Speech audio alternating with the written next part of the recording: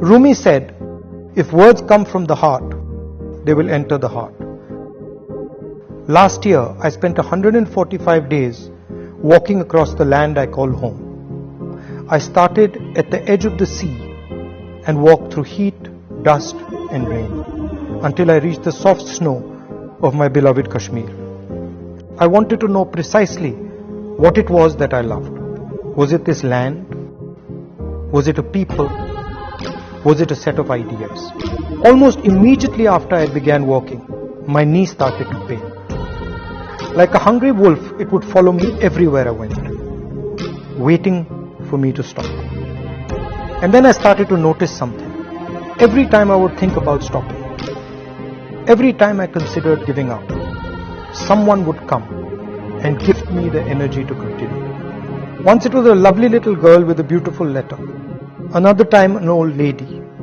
Then a man who suddenly ran up to me and hugged me.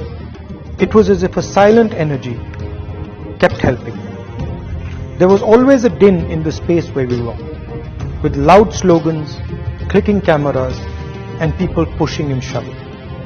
Then one day, I felt a silence I had never felt before. I could hear nothing but the voice of the person holding my hand and talking. He was a farmer, and he spoke about his crop. He was crying as he showed me the strands of rotten cotton. There was nothing I could say, so I stopped walking and hugged him. It happened with children, with mothers, with students. It happened with shopkeepers, carpenters, and laborers. It happened with soldiers.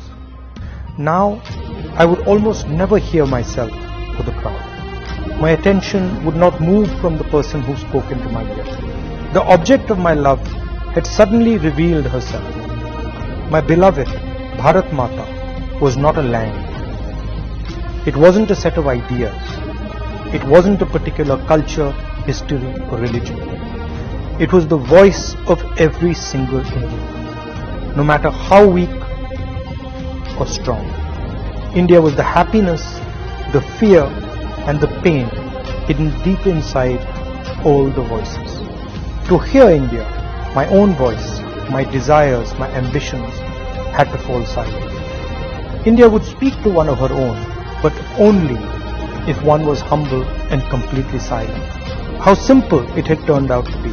I had been looking in the river for that which could only be found in the sea.